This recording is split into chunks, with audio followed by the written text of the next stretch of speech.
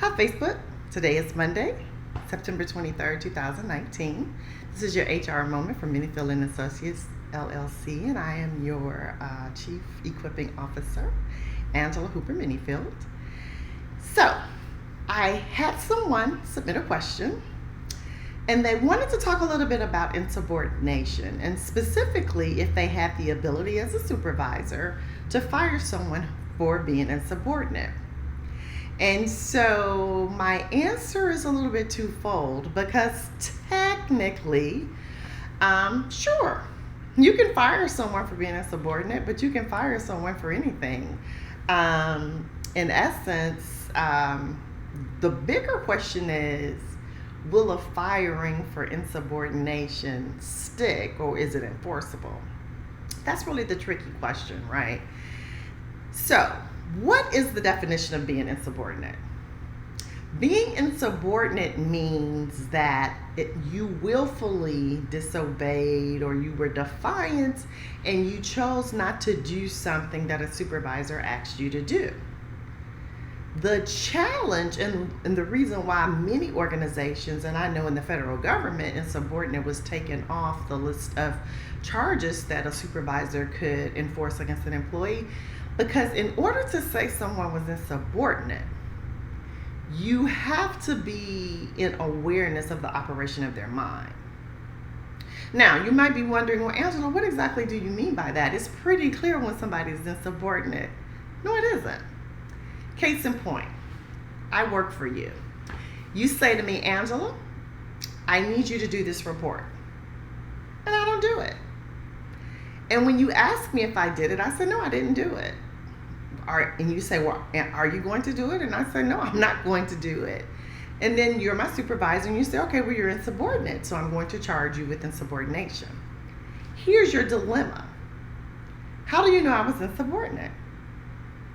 Could there have been a reason why I didn't do what I was asked to do? Of course. Because guess what? You terminate me, suspend me, write me up, do whatever. I'm going to file a grievance, most people do, and say that I was unjustly charged or disciplined. And the grievance officer would say, well, what do you mean? I would say, well, I didn't do it because my computer wasn't working.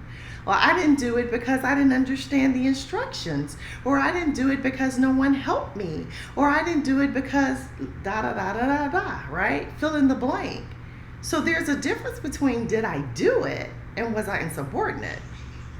So I have always trained supervisors to charge an employee with the action of failure to follow instructions, because that's not debatable, right? Think about it.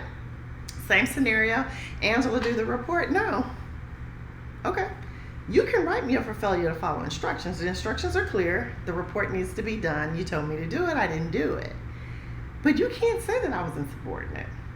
So if as a supervisor, you're charging people, accusing them, writing letters of documentation, letters of counsel, letters of reprimand, and saying, Angela was insubordinate, I'm going to ask you to stop. Because if you keep doing it, you may get burned. And what I mean by that is a person challenge that and you're not able to defend the charge of insubordination. So again, failure to follow instruction is a more accurate charge, because we can all agree that the instructions were clear. This is what they were. And if the employee did not do that, then they failed to follow instructions.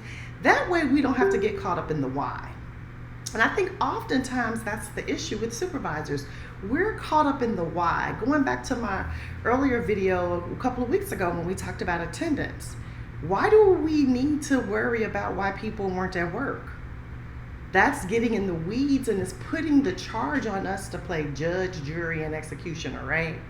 Because what we're saying is, well, some reasons are legitimate and some aren't. So if you have a policy that's black and white and say you're either on time or you're late, and if you're going to be late, do X, Y, and Z, these are the steps, then it's clear. And then I don't have to play a balancing act and say, well, Sarah was late because, she had a sick child. But Angela, you was just late because you was up watching Sunday Night Football late last night, right? Because one is you're basically saying one reason is more legitimate than the other. And I'm not suggesting there aren't more legitimate reasons, but you're going to hit a crossroads where you made a decision here or someone else did, and it's not in alignment or not consistent. As such, charges of insubordination typically just don't stick. When they do stick is when an employee blatantly says to you, no, I'm not doing it, and I don't care what you say. So that then adds to the willfulness, and they willfully decided not to do, or deliberately mindset, I am not going to do it, versus they just didn't do it. Maybe they forgot. I mean, I can tell you right now, my memory is pretty bad. I tell people I'm going to do stuff, and if I don't write it down or put a reminder in my phone, I sometimes don't do it. Am I insubordinate, or did I forget? Which can you prove? You can't prove either. So it's my word against yours. So as a supervisor, and trust me, I am not suggesting we ignore failure to do what people, we ignore people not doing what they were told to do. But what I am saying is be careful how you document it. And we'll talk a little bit about documentation later on in this week. But the point is you have to write it up properly. You can be right and handle it wrong. That's not what you want to do. So yes, you can fire someone for being insubordinate.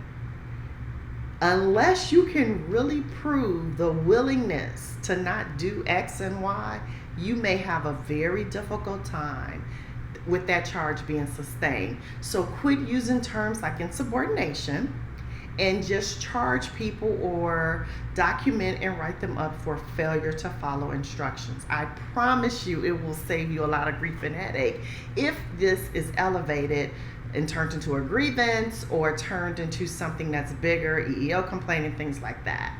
And trust me, I think I told you guys before, I'm the queen of deposing myself, right?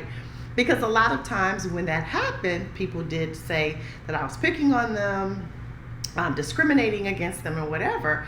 And so you have to defend what you wrote up. And worse than not writing somebody up or dealing with deficiencies is to have those overturned, because now your supervisors become, you used the term gun shy, right? They don't want to put themselves out there because they're losing credibility because the charges and the things that they've charged people with or the discipline that they've levied is not sustained. And then you look up and you're working in an organization and people are afraid of their own shadows and they won't carry out the necessary steps. So you don't want that either. So move away from insubordination and move into the mindset of failure to follow instructions. Make sense? If it does, hit a like, heart, smile, something. Let me know that you get where I'm going. And again, these are just little things, little tips to help you. Whether you're a solopreneur, entrepreneur, and you got a virtual assistant. I saw a lot of chatter in one of the groups that I'm a part of where people are hiring virtual assistants. And so if you fire that person, you have to let them go. You can't say that they were insubordinate because, again, it's hard to prove. Make sense? Great. Thanks for the thumbs up, guys. A couple other things, other announcements. Next Monday, I'm actually going to be doing radio interviews, internet radio. So I'll be posting the link if you want to get the information, dial in from your desk, you're driving or whatever. I'll be on a show talking about coaching for about 8 to 10 minutes doing an interview. I'm really excited about that. So I would love to have you guys come with me, follow me, listen in, get your feedback as well. Thank you again for all your support and your questions.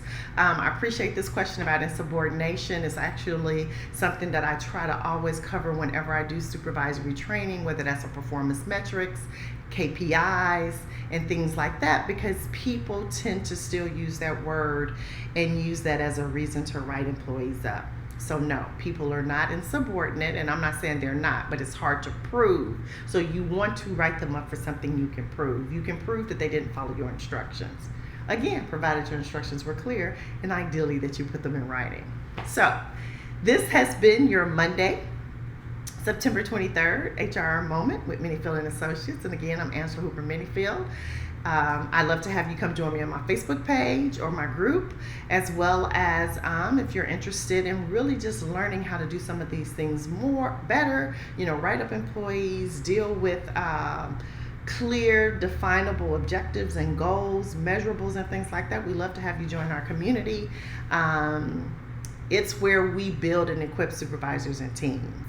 This is a needed resource. Again, all we have to do is turn on the newspaper and we see where supervisors are failing to do what they need to do. And I don't blame them most of the time, I promise you. If you're not able to successfully lead and guide your team, it's probably not your fault. You were probably promoted because you're technically gifted at whatever it is that task is, and because you do that so well and you managed yourself so well, somebody looked at you and said, hey, let's promote him or her. And now, instead of doing what they do well, which is leading and guiding themselves and delivering the work, we'll let them manage other people. Yet they never gave you the tools. And for that, I apologize on behalf of all the people that do promotions, because I've been guilty of promoting people before they were ready to, because I didn't know any better. So now that I know better, I want to do better, and I want to help you do better too. So we're right past that 10-minute mark. I try to keep these videos short and sweet. Join me tomorrow. We'll talk a little bit more about documentation, what types of things we should document, how to keep that documentation, and when it can be valuable. Have a great week. Again, it's Monday, so we're off to another week. Do you believe it's the last week of September? Oh my gosh. Anyway, I appreciate you guys. Take care, and I'll talk to you soon. Bye.